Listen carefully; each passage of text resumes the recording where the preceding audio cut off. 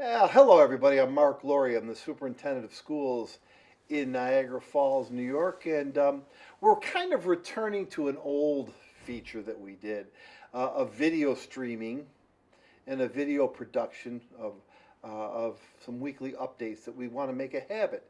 And the reason we're doing this is to keep the community well informed, to let you know a lot of the good things that are happening, what's going on in the Niagara Falls School District, and what you could look forward to, or you may have a question about. I'm super pleased and proud of our Niagara Falls High School media students who do this on their own. These are high school students who are doing this as part of their coursework, but also part of their career development and career exploration. So kudos to the media program at Niagara Falls High School, their teacher, but mostly to the great students that we have at the school who put this together and know how to do these things that who would have ever imagined we'd be doing in 2020, 2025 school year. So let's jump right in. We've had a couple of cold, snowy days this winter. It's been a colder than average winter. Just so everyone's clear, we still have 2 snow days remaining in the school calendar. That doesn't mean that we want to use them. It just means that they are available if necessary for the protection and safety of our students. So we have used a couple of the snow days. The governor had a state of emergency that nullified our need to use the first 2, but this week we did have 1 of our 3, so we have a couple left. Let's hope that we don't have to use them. Not a popular statement among the students, I'm sure, but let's just hope that we don't have to use them, but we're well protected as we conclude the week of February 21st when we're taping this segment. The next thing I'd like to jump into are just a couple of upcoming events. For the first time, the Niagara Falls School District is going to celebrate Pi Day. Pi Day? P-I, pi, the mathematical or numerical formula, Pi Day. And we're going to celebrate Pi Day, obviously, on March 14th, 3/14. What is Pi Day going to be at Niagara Falls High School? It's going to be a day when our P-Tech and STEM students are going to be building catapults. And they're going to be launching catapults throughout various sections of our auxiliary gym. Now, we're going to invite our elementary and middle school students to come over to Niagara Falls High School and be part of Pi Day with our STEM students. In addition to the catapults that they're going to be building and demonstrating, they are also going to be tasting the culinary delicacies of pies made by the SUNY Niagara students. And I'm even hoping that we're going to have some nice and variety of pizza pies for all of the students that participate in Pi Day. That'll happen during the school day on March 14th. I want to jump into sports now for a second. First of all, in our winter sports, we have 7 different sports going on, and we have 99 scholar athletes at Niagara Falls High School who participated in a varsity sport this winter and have a grade average of over 90%. That's pretty admirable to play a varsity sport and keep your grades up there. That's great. Now, spring sports are coming up, and if anyone is listening to this or hears this, and you need a sports physical for spring sports, you need to go to your school clinic and sign up. You need a sports physical, you go to your clinic, Gaskill, LaSalle, Niagara Falls High School, get on the list to sign up for a sports physical that will be done in early March 4th, 11th, and 19th in the field house. First step, sign up in the clinic. Not a sport, but a competition. We have 10 teams going to the State Robotics Championship in New York. They're competing for a state championship.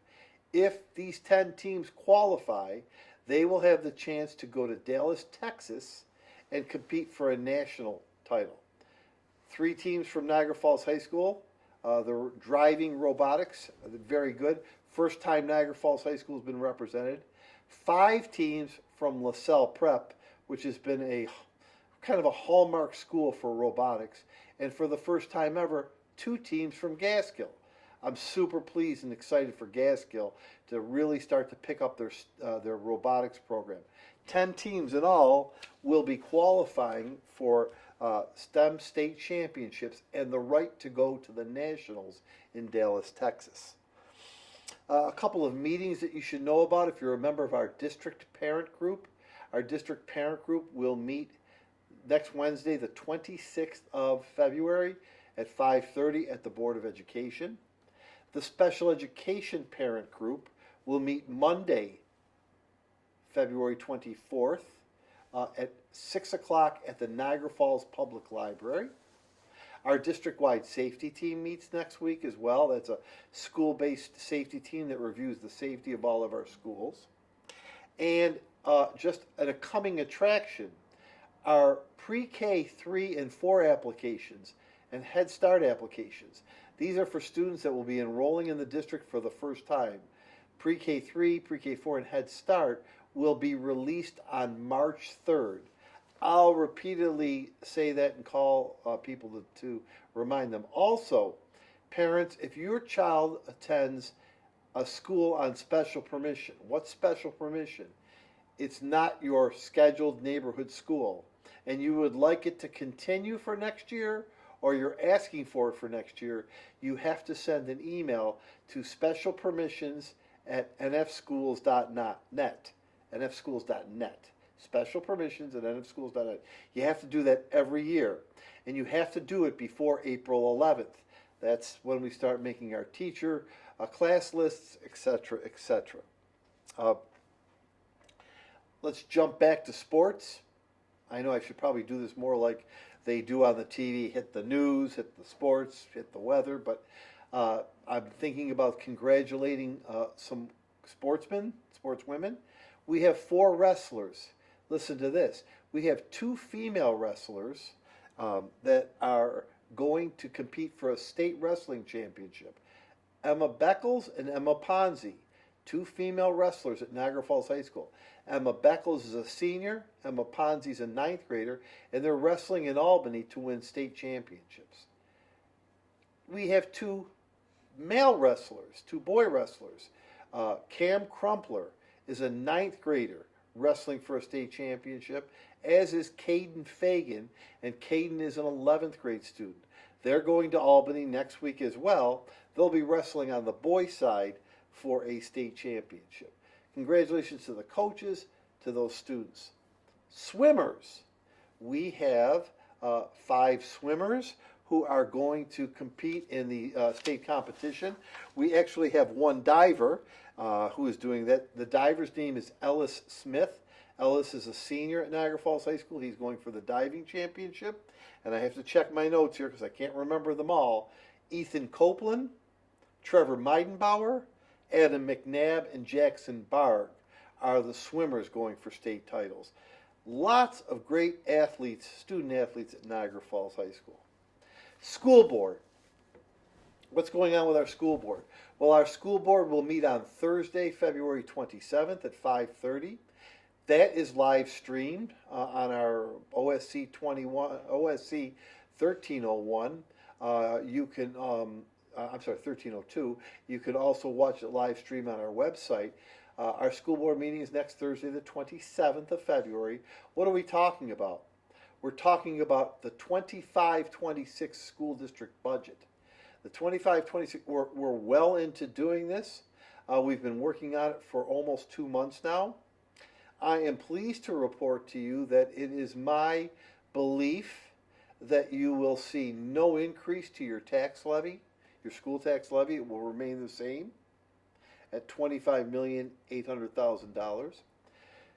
Also, I don't anticipate any programs being eliminated or cut, and I don't anticipate any of our 1,507 positions being eliminated. That's good news. Our students in Niagara Falls need the programs and the teachers and support staff that we have to keep our schools going. So that's really what we're working on at the school board level in a big way. We're always dealing with different curricular topics and capital projects topics that are coming forward. The District Board of Education will vote at 7 o'clock on a number of resolutions, and the big presentation again will be on the budget. Mark your calendar. April the 8th, our annual Reverend Dr. Martin Luther King celebration at Bleneva Bond Primary School. That's April 8th, Dr. Bleneva Bond Primary School for a Reverend Dr. Martin Luther King celebration at 6 p.m. I talked to you already, I think, and was pretty comprehensive in sports. Next week we're going to talk sports-wise about our bowling teams. We have an undefeated men's bowling team and a league champion women's bowling team. We have so many indoor track stars. We've got girls and boys basketball to talk about and cheerleading as well. Let's talk a couple of topical issues. The first topic I want to talk about is cell phones. The governor has put in her budget, and it's weird to say that, why is it in a budget? But the governor's put in her budget a bell-to-bell cell phone ban beginning next year, actually beginning August 1st, for all students in every district in New York State. Now that is not official. We won't know the official results of how that cell phone ban looks and how much input a district will have in to shaping that until the budget is passed, hopefully April 1st. But once that happens, you'll probably hear me on this telecast and others talking about what would a cell phone ban look like in schools. I think it's appropriate.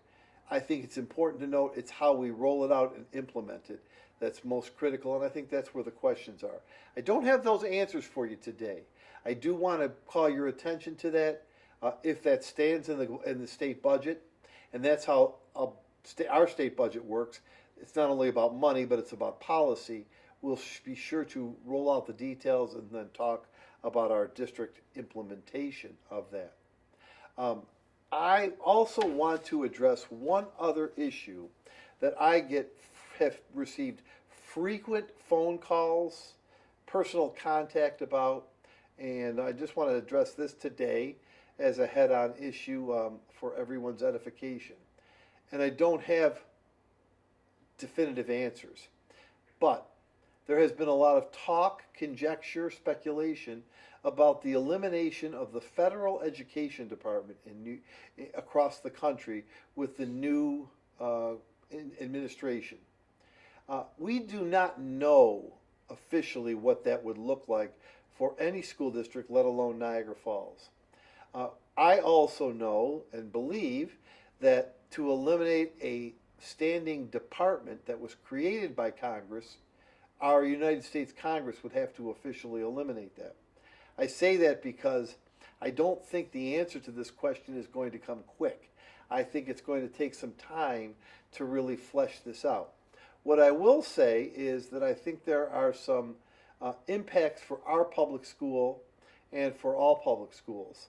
And I really need to stay in that realm. I'm not able to speak with any clarity or really any sufficient background knowledge about the federal student loan programs and other things that the federal government does. What I can speak about is the impact that it could have, if happened, on our state and in our school district. Right now, we receive from the federal government approximately $11 million in federal funds. We receive that in the form of entitlement money, something called Title I. It provides remediation services, smaller class sizes, etc. for our school. We receive money for our Head Start program. You know, we run a Head Start program for 1, 2, 3, and 4-year-old children. And we receive mental health and school safety grants from the federal government. If the federal government were to go away in terms of the education department, that responsibility would be pushed to the state. The question, the unknown is, would that exact amount of money be flowed to the state and then to the district? Would there be a cut or a reduction there? Don't know the answer to that. All to be determined.